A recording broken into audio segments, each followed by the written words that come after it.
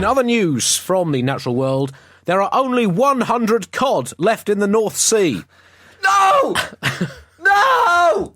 Well, this is an extremely distressing story reported in the Telegraph and the Times, two of Britain's leading, most serious broadsheets, about how there are only 100 of Britain's favourite fish left in the North Sea. This is obviously a massive concern.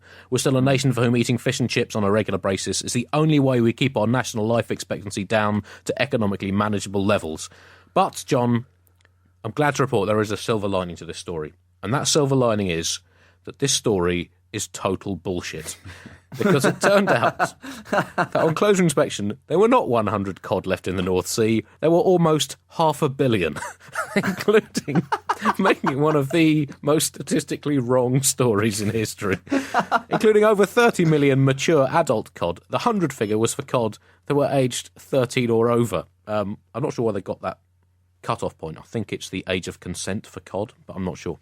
But as the old saying goes, John, truth is the first casualty of a circulation war, and truth is currently lying in a distant field hospital, bandaged from head to toe, wondering whether it will ever see the light of day again and why it was shot at point-blank range in the face by both sides at the same time. And I guess, John, this is just yet another media falsehood. Start the clock. It's cod to stop. They've had a complete nightmare. It's totally out of place. I really believe that. To the bottom of my soul. I don't care if it's one journalist responsible or a group of them. It's gone on too long. We need change and we need it fast. These facts are deniable no more. Oh no, I can feel you starting to stir, John. I can feel a bit of tension. You, don't bring me into this pun. Come on, Salmon had to say it. And I won't pull my punches on this. No, I'm going to gurn hard. I'm not the kind of man to rein it back in, because this is a big issue among fishermen. They've really scraped her bottom of the barrel this time, the media. It's way out of line. I hate to carp on about it, but it's bollocks.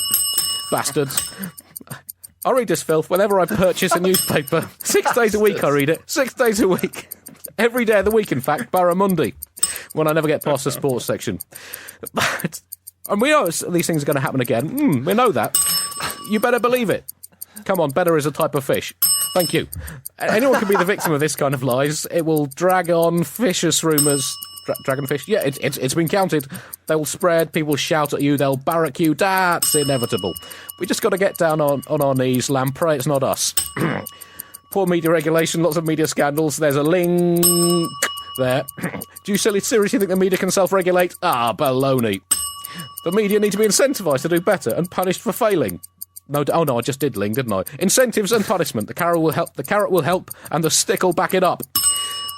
They've got to wake up, I know that's a repeat pun, and smelt the coffee. At least till they appear to have learned their lesson. It mustn't happen ever again. Did that count, Snapper, in there? Mustn't happen ever again. Mustn't happen. So we have to really push our case. John, you still there? Almost, physically, yes. Emotionally, no. I'm dead. I'm dead inside. Do you know, John, almost all the top Hollywood actors are behind some international agreements on media regulation. You know, Scarlett, Demi, Nicole, Charlize, Halle, but not Susan Sarandon. John, you're a film star. Could you give her a ring? I don't care how early it is. Get her out of bed if necessary. And is Kate Hudson a friend of yours? And what about some of the other stars you've acted with? Mike Myers and Chevy Chase? At least think about it. Mull it over.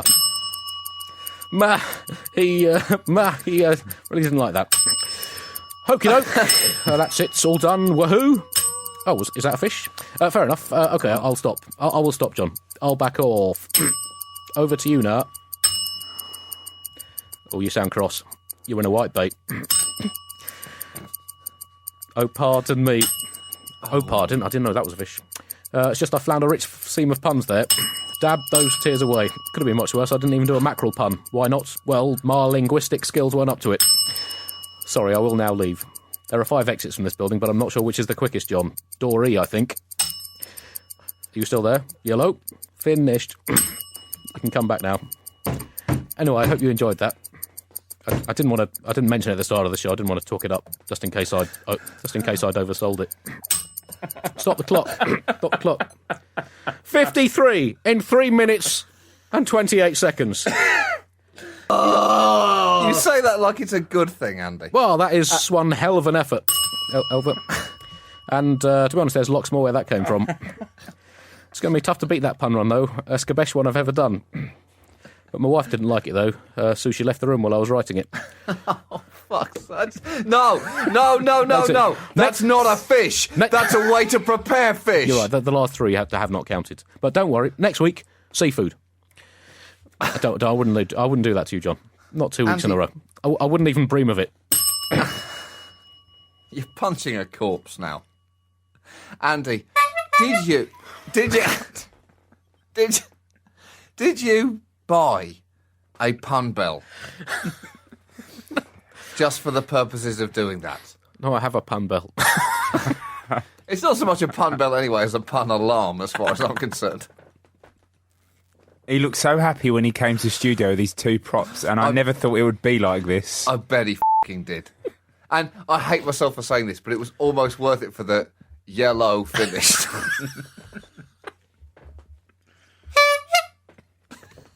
I mean, here's the problem is, Chris, that's undeniably a funny sound. And we'd like to welcome new listeners to the Bugle. Keep those contributions flooding in. Andy shook those off. Andy shook those off about 5 puns in. He's single-handedly making this entire podcast financially unsustainable. What do you want to do? Tear my ears off and feed them to a dog.